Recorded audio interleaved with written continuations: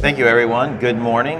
It's great to be here at the AFP with Boris. Boris is with Fides. Fides is a treasury aggregator owned by Credit Suisse.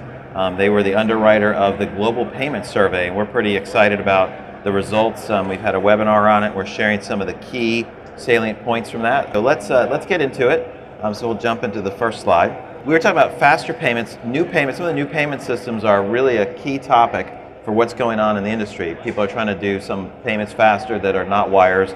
Same day ACH, faster payments in the UK, SWIFT, GPI, some of those cross-border type payments where you can get confirmation of what's been settled. There's concerns about fraud, and so there's limits. And some of those limits that get raised. And so we asked some of the questions about what, does a daily transaction limit have an impact for you on something like same-day ACH in the US? So vendor payments, yes, we could see in North America, 36% of firms thought that was a little bit of a hindrance. And then for cash concentration, a little bit less, just under 1/3. And so where we see this whole progression where faster payments has gone through, they start with some reasonable limit and then it increases. And so you can see some concern. So we would expect that to occur over time. It's definitely going to come, I think, if you just compare the same ACH in the States and faster payments in the UK works with larger limits. We get more requests from treasurers just because it's a larger limit on faster payments than on same-day ACH. So we'll go to the next item we wanted to highlight. And this one has to do with future spending plans for payments. So there's a lot of new developments. What's the interest level in Treasury generally? What's the interest in the focus on payments? And so we have some interesting information here. This is a global survey, well over 300 corporations and banks across the globe. Here's some information. So what are we learning from this?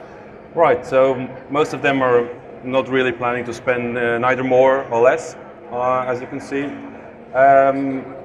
Just planning to spend the same. 8% is planning to spend less. That's usually people who got quite far already with the systems and the connectivity, so they're up and running, so they settled and then concentrate on other topics. But we have 26% of treasurers that have a higher spending plan for next year. And if you break that down on different topics on payments, you can see that it's quite evenly spread. What trend that we definitely see is enhancements to ERP. I would say in the past, many treasurers just had to deal with treasury payments. Now commercial payments are setting in, APs are setting in. They try to leverage existing setups and existing connectivities just to include their ERP systems into it. But I was a little bit surprised. Everybody's talking about security, and we have payment security, sanction filtering, rather underweight in the survey. So I was quite surprised to see that figure, because I think that figure should be higher, in particular if you talk about payments. Yeah, especially in some of the other elements of the survey talk about how important security is. But a couple things on this that are interesting when you think about what's going on generally with payments is more organizations are working in more countries. They're dealing with more currencies, more payment formats. That creates a level of complexity, and that complexity has to be solved. And so looking at Payment Hub or Payment Factory, depending on how you define those, provides a way to simplify that. It's kind of like how many phones do you want to talk to someone? 10 phones is too many, but if you have one phone and you got something that can translate, now I've made it simpler. So that's what we see. And we will see the complexity on the next slide. So the population we asked them how big their treasury departments are, and 73% of them have 10 or less people in the treasury departments. The trend is going lower even as more automation setting in, better processes setting in, but I'm still quite surprised because we had quite a lot of large companies were replying to that survey. So out of our experience, we have probably 40 global Fortune 500 companies that we cover on bank connectivity, and many of them have less than 10 people. That's true. If you look at your bank's landscape, we have 46% of respondents that work with 6 or more banks, and we have 16% that use 21 or more banks, and that's giving you kind of an idea of complexion and their daily job. And I think that one interesting thing here is that there's a disparity between the US and Europe. I would say Americans tend to work with fewer banks and leverage them globally, while European will work with much more banks. I usually encounter a situation where an American client has got 300 accounts with a single bank. Europe, you will rather have like 20 to 30 banks and spread those accounts. Maybe it has to do with the country. I think there's not that many global banks in Europe as it is in the States, I would say. That's maybe a little bit of a difference or a point.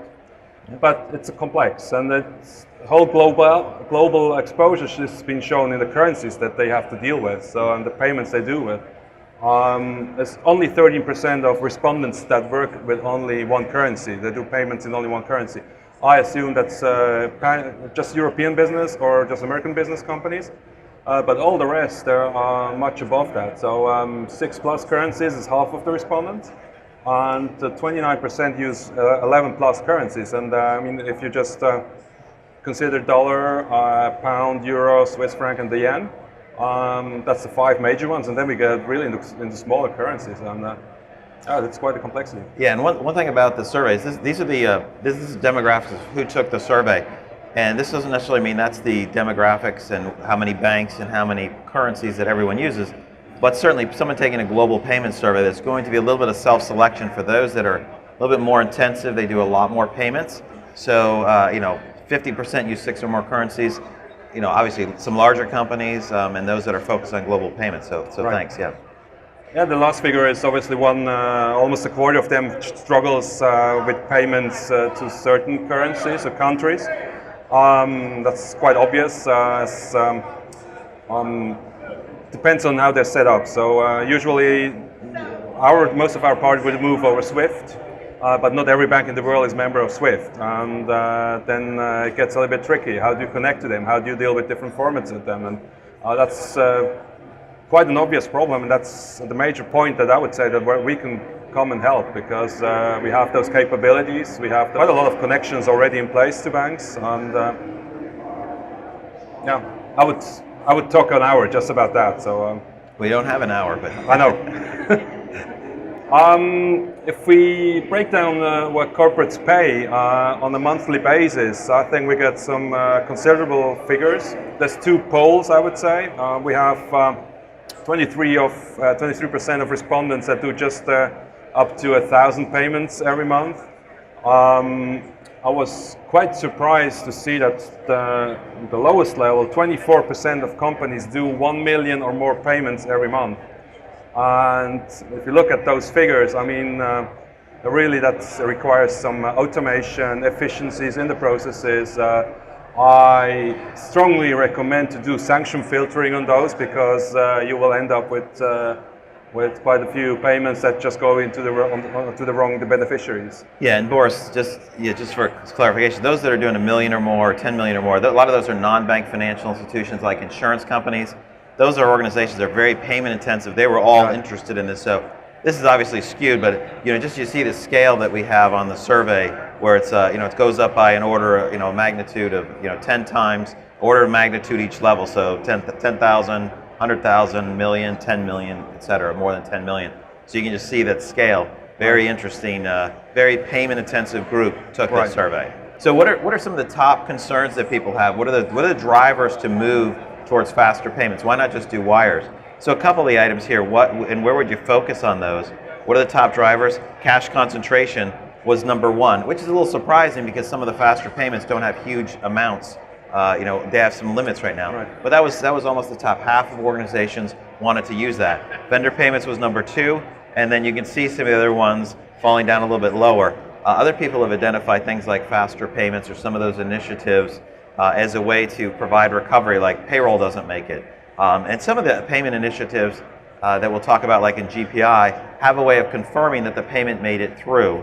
Especially when you go cross-border, sometimes there's this mystery. The payment went, it doesn't get received, and you have to trace all those items. So some of those elements of end-to-end confirmation are also drivers. So that's our last slide from the deck. We have a lot of questions. This survey was massive. I don't want to ask for a show of hands how many people like taking surveys, because nobody likes taking surveys. Everyone likes to hear what everyone else is doing. But you'll be able to download that information from the website. So I wanted to turn it more into a hot seat rather than a presentation right now about what Fides sees as what are some of the changes taking place in payments. What do we need to be? What do people need to be thinking about? How does that impact the business model? Yeah, I think there's predominantly, as I mentioned, ERPs being included in the whole process. So creating payment hubs, real payment hubs. If we go one step further, we would create a payment factory. So we get more and more interest on that, but these are usually big projects. So it's some people are quite fast in saying, okay, I want a payment factory. But then when you start talking to them and show them on the line up the process, what would be needed to put that on, it gets them thinking. So the other thing is security. I think security is key. So sanction filtering is one point. You heard all of you probably about the SWIFT hacks, so-called SWIFT hacks. We have to be clear here, SWIFT never was hacked. It's just gateways to SWIFT that people got access to. So if you're running your own SWIFT gateways, you have to make sure that your security is state of the art and you get the right people maintaining those systems. And that's exactly what happened with Bank of Bangladesh, with the National Bank. Just they got some people in there to maintain the systems. They didn't even check for their background. So yeah, I think security is key. And then talking about sanction filtering. Sure. You want to be sure your money goes not to the wrong people, because once it's gone into certain countries, you won't get it back. Yeah, commenting on the issue with Bangladesh and some other banks, if you leave your phone out, no password on it, and you walk away from it and someone else makes some phone calls on it, yeah. Apple wasn't hacked, AT&T wasn't hacked, you allowed access through that portal, and those are elements of security that are vital, and in terms of the losses that occur, that does become a kind of a standard table stakes basis of any type of activity. What else do you see going on with payments that we should talk about? The faster payments initiative, I think, is in early stages still. Same day, obviously there's quite a lot of chat going on. One interesting outcome of the survey was that banks are much more positive on that than corporates. I think corporates want to see it, but they want to have a functioning process in place. So there won't be first movers, so to speak. So I personally think the GPI from SWIFT has the biggest potential because it's the only global initiative. While same-day ACH is more American-based, faster payments is UK-based. Give you an idea, faster payments in the UK currently it's like 8 to 10 banks that participate on that. It's just 2 big ones in there, so the rest is all smaller banks.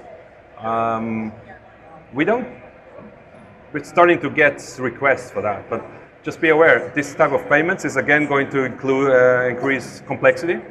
So if you are working already with several formats for an ACH payment, for a direct debit payment, so if you want to have faster payments, that's going to be an initial format required from the bank. So yeah, it'll be interesting with faster payments ACH. Some banks are set up, they'll make a payment according to the date that's scheduled, or if it's a date that's passed, they'll move it to the next available date, which is oftentimes tomorrow. Right. And now if you're sending stuff with old stale dates and there's same day ACH availability, that's going to hit the bank. They're going to pay it today if it hits the window.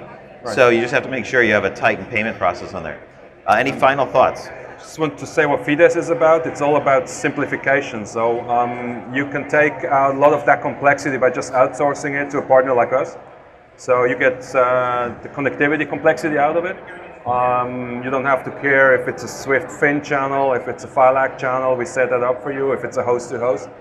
We take the format variety out, which is the biggest pain. So building the channel is a quick thing, but if you need to, as I'm saying, if you need to adapt to 3 different formats for one single bank and you work with 20 banks worldwide, that's enormous know-how that you have to have in-house, and you have to adapt to changes of the banks.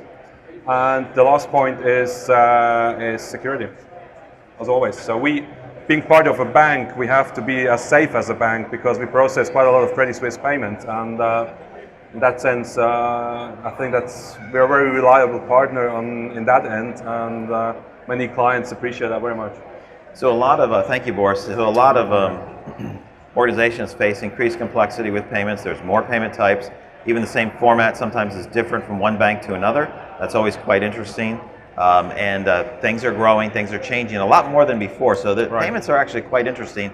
And I think we see that in the increased attempt to spend and spend significantly on payments to simplify those things. So I wanted to thank you for coming. I want to thank you, Boris, for sharing some of the insight. Thank you, Boris. Thanks, Rick. Thanks for having me.